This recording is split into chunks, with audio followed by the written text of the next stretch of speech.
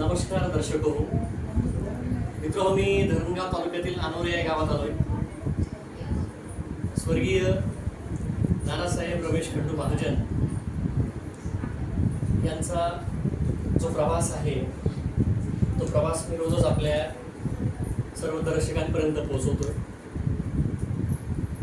या गावातली जी पार्श्वभूमी आहे, सामाजिक, शैक्षणिक, आध्यात्मिक, राजकीय या सर्व क्षेत्रामध्ये मुसाफिरी करणारा, मनस्वी काम करणारा एक शिक्षण महर्षी, एक दीपस्तंभ, एक आदर्श बाप, एक आदर्श व्यक्ती.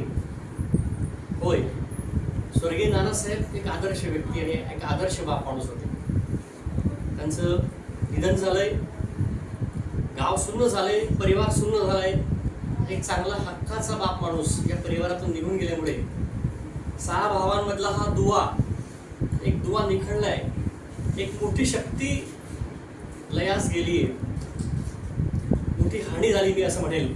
कुटुंबाची दूरदृष्टी कशी असावी, निर्णय क्षमता कशी असावी आणि इतरांना पुढे जाण्यासाठी प्रेरणा देण्यासाठी जी अंतरी ऊर्जा असते ती ऊर्जा कशी असावी, तर ती नानांच्या ठाई असलेली ऊर्जा असावी, नानांच्या कर्तृत्वासारखी ती ऊर्जा असावी. तर आज परिवारात मी पुन्हा आलोय.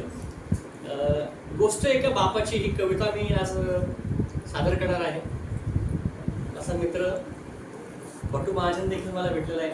बळीराम महाजन, सॉरी, बळीराम भटू ना, बळीराम भटू महाजन हे माझे चांगले मित्र आहेत आणि चांगले कवी आहेत. मिलिटरीमध्ये 18 वर्ष त्यांनी सेवा दिली आहे. महसूल सहाय्यक म्हणून मुक्ताईनगरला ते आहेत आणि हा सर्व परिवार संदेश तलाठी म्हणून कार्यरत आहेत. आता निवड झालेली आहे आणि यांनी देखील सैन्य दलामध्ये चांगलं काम केलेलं आहे. तर असा हा जो गोड परिवार आहे, या गोड परिवारात मी आज आलोय. ऐकूया गोष्ट एका बापाची. सुन्न झाले घर माझे, सुन्न झाले घर माझे, रुबाब त्याचा घरात नाही. नानांचा एक दरारा आणि रुबाब होता. सुन्न झाले घर माझे, रुबाब त्याचा घरात नाही. रोज आठवतो बाप माझा, तोच आता घरात नाही.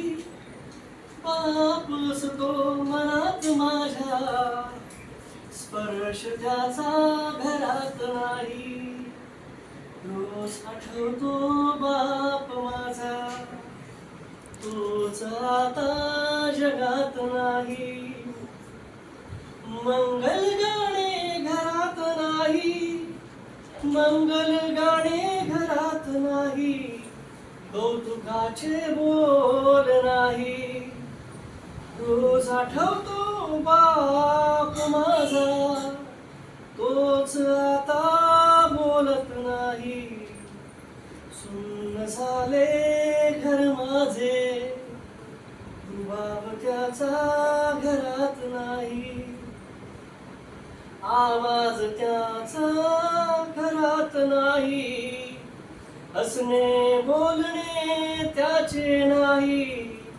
रोज आठवतो बाप माझा, तोच आता भेटत नाही.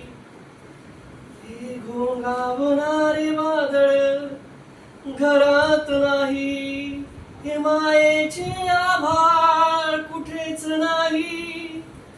रोज आठवतो बाप माझा, डोळ्यात अश्रूंशिवाय काहीच नाही.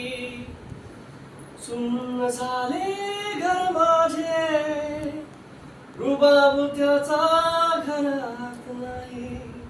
रुबाब त्याचा घरात नाही.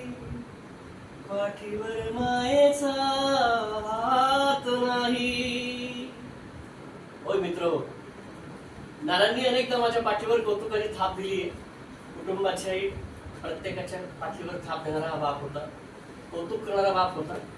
म्हणून मला असं म्हणावंसं वाटतं, पाठीवर मायेचा हात नाही, बाप कधीच मनातून जात नाही, पाठीवर मायेचा हात नाही.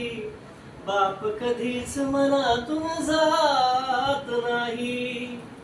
रोज आठवतो बाप माझा, रोज आठवतो बाप माझा. गर्दीत आता कुठेच दिसत नाही, गर्दीत आता कुठेच दिसत नाही. सुन्न झाले घर माझे, रुबाब त्याचा घरात नाही. असा एक दरारा आणि प्रेरणा देणारा हा बाप होता. नानासाहेब, खरंच आय मिस यू. गेल्या 6 महिन्यापूर्वीची आमची त्यांच्या घरी झालेली शेवटची भेट. खरं तर मित्र हो, नाना एक आदर्श बाप होता आणि त्याच आदर्श बाप पुरस्कारासाठीच मी त्यांच्याशी भेटायला आलो होतो. त्यांना 2026मध्ये याच वर्षी त्यांना सन्मानित करायचं होतं मला. नियतीला कदाचित ते मान्य नसेल म्हणून नानांची माझी पुन्हा भेट झाली नाही. पण चांगली माणसं कुटुंबाच्या, समाजाच्या प्रत्येकाच्या लक्षात राहतात. तर असा हा आदर्श बाप माणूस हा कधीही मी तर विसरणार नाहीच, कुटुंबही त्यांना कधी विसरणार नाही. पुनश्च त्यांना भावपूर्ण श्रद्धांजली. धन्यवाद. तर मित्र हो,